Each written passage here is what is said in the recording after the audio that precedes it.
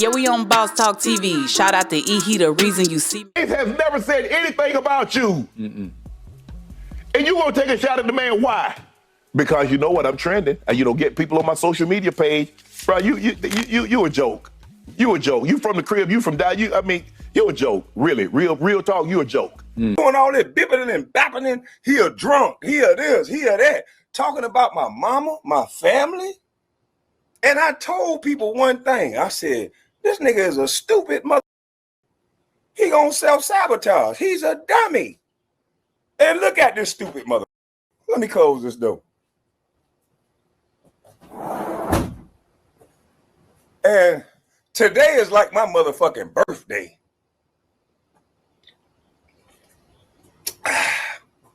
Y'all motherfuckers lucky I don't drink. Bitch, you said I was a drunk. I don't even drink. I don't even drink no more. I feel so good. It's like my motherfucking birthday, nigga. Shannon Sharp, your thick tongue ass, fired. All the motherfuckers that talked about my mama's son, nigga. Shannon Sharp, your thick tongue ass, fired. Goddamn Gil, you in the slammer. You got there, if you run your mouth, see, you facing about 15 years, 5 years on each charge, right? But your dumb ass was playing cards with the Israeli mob. So now you're going to have to make a decision. You can't snitch because your dumb ass say you know chill Gil, so you can't chill. So you gotta fight this one out. You gotta go for what you know. You can't snitch. I gotta surround. You see, I gotta surround myself. Oh, I'm out on the block. I'm out. They can't hold me down. Huh? Hey, Kwame, what did you say? Roxanne, turn on the red light. Huh? Roxanne, turn on the red light. Yeah. Kwame, I see. Hey, boy, you on fire, boy. Hey, y'all said, boy, the boy on fire over there, man. That boy get all his views off another person. So they go, Roxanne, turn on the red light. So you can't entertain, huh? Hey, man, I'm happy to get your page back popping, man, because I just heard you just lost another one. Another one? Oh, come on, man. You gotta know how to maneuver. You know how to get. You can't even get out of YouTube jail. I got out of real jail before you got out of YouTube jail. All you gotta do is hit a button. Check it, man. Hey, man, listen, man. Hey, man, make sure you like, subscribe to the channel. Boss Talk 101, man. Download that app now, bosstalk101.app. You got to get it. You get your fresh t-shirt. We don't know. It's going to be other stuff in that package too this month, man. It's a new month. But at any rate, man, Gilbert Arenas clapped back at Shannon Sharp's partner, Kwame Brown, which Kwame Brown don't like Gilbert Arenas or Shannon Sharp. He said this was like a birthday, like it's his birthday, when both of them niggas got hit with the whammy yesterday. He was laughing. Boy, he had him a good time. Boy, he set up and he talked. He went live. He had a good time while they were going through their hell, man. And OG, you there? Yeah, right here. Yeah, them boys is mad at each other.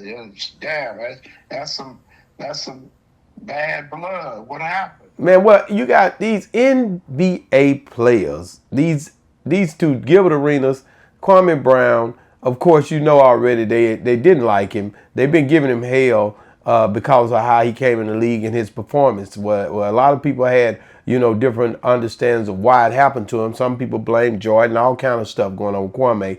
But Shannon Sharp and them, when they got these microphones in front of them, and when they got but really it was Kwame. He got the microphone in front of him and he started ripping everybody up that used to talk about him. And Gilbert Arenas is one of them ones who had to catch a straight.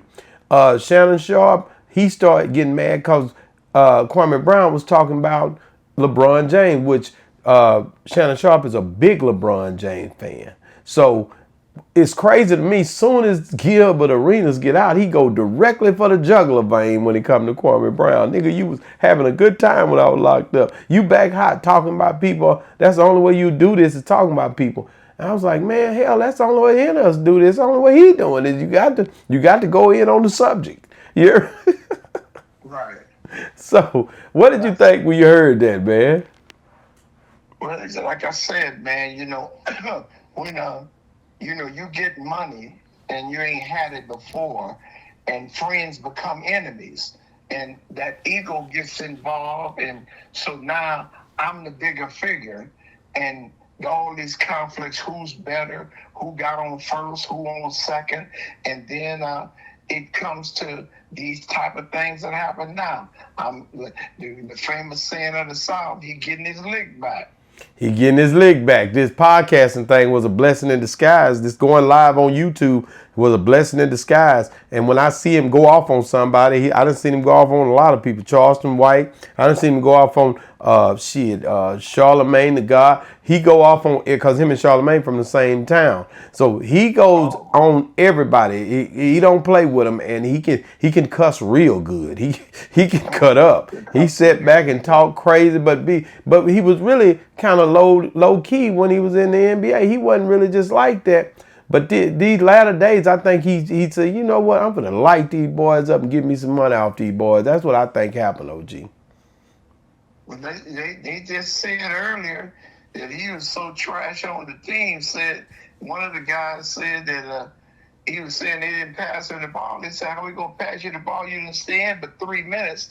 And he said, well, they would never pass me the ball. And say, dude said, I told him to his face, we pass you the ball, you ain't gonna do nothing with it.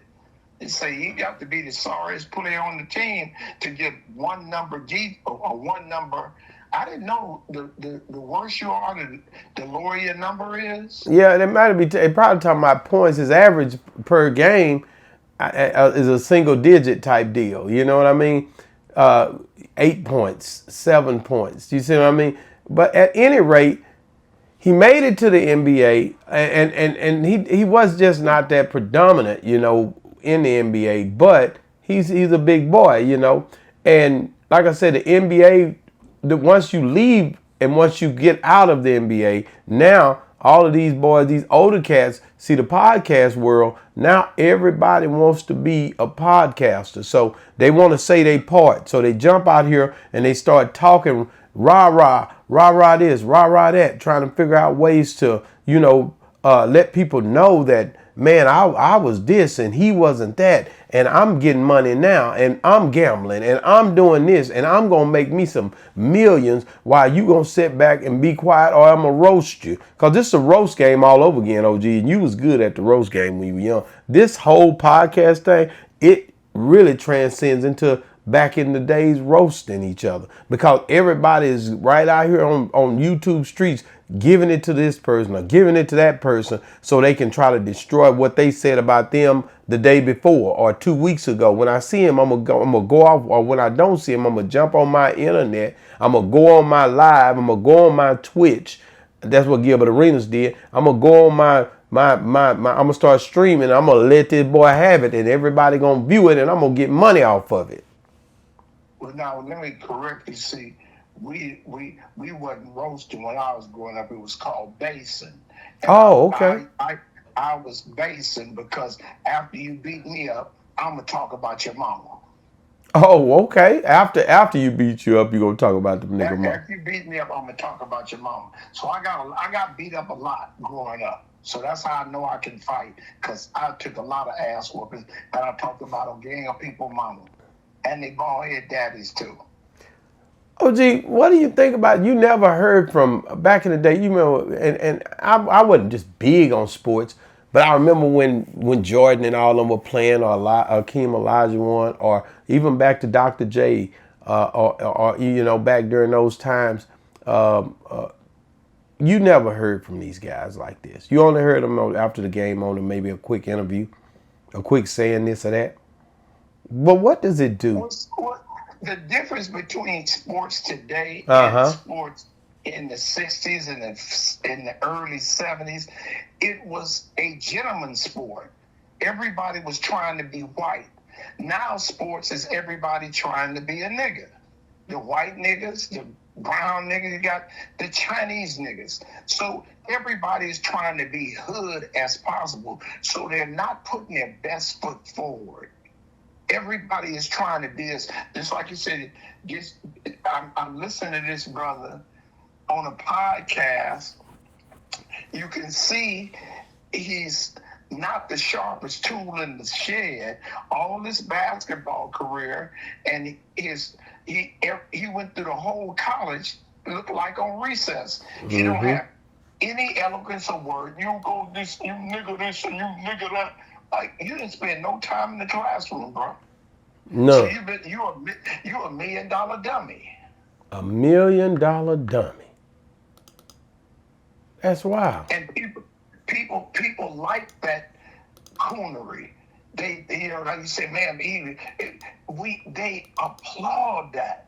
White America love us to get off on each other, and they sit back and watch and just like, man, they watch their kids. Don't you ever be like this? And you did this, and you did this, and we do that, but we'll never talk about the manager. You'll never talk.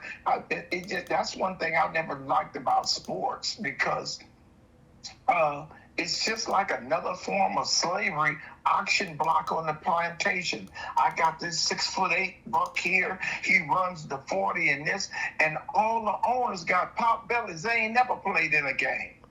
All the owners. All the owners is fat, cigar, but you got all of these black players, and we don't have one black-owned team. Like, just hell with that. You don't think if it's not certified with white America, I'm not doing it. I see these dudes walking around down the streets with Lakers jersey on, ain't seen a dick in 20 years, pop bellies with these shirts. They look a mess. Oh, gee. You promoting some stuff that you ain't never seen. Half of the dudes that you see, especially in the hood, half of the dudes you see with these jerseys on ain't never been to a real game. Never. Never. Man, I really, like I said, when I see these boys confrontating like this, these is people who've been getting money for a long time. They ain't been getting, but they see money for, and it's not. You seen Gilbert Arenas where he was while all this was going on at? Well, how long he been? What is he doing? Ain't he retired? You say? Yeah, he's still getting that YouTube. He in them YouTube streets, and I'm pretty sure he got some investments. Wait a minute. He said and all of that you're saying that he got. He's not. Again, here's another stunt dummy. If you got all of this going for yourself, why would you get in a gambling game and say, just give me a rack? You're the dumbest, like Fred called his son, you big dummy. Gilbert Arenas just doing it for the fun of it, for the fun of the sport. He loved to gamble, so he wanted to see them boys get out, so he's sitting back like a big rat. What's up, baby? Y'all getting to it? We getting to it? That's how he doing it. All this business advisement you're doing, you never went to a lawyer and find the ramifications of gambling without a license. You big dummy. OG say he's not that smart. He can't be that smart doing stuff like this. No way. No way. He can't be that smart. Not doing stuff like this. OG said it just ain't possible. Man, guys, y'all got to check this out. I'm going to tell you like my stepfather used to tell. Well, he told me a couple of times, too. The only way somebody could be that dumb, you'd have to be twins. You have to be twins. Man. You just can't be that dumb by yourself, boy. You got to have a twin somewhere. So Gilbert Arenas is just taking $1,000 and you just appalled at that. Nigga, you supposed to be a boss. What did you do with?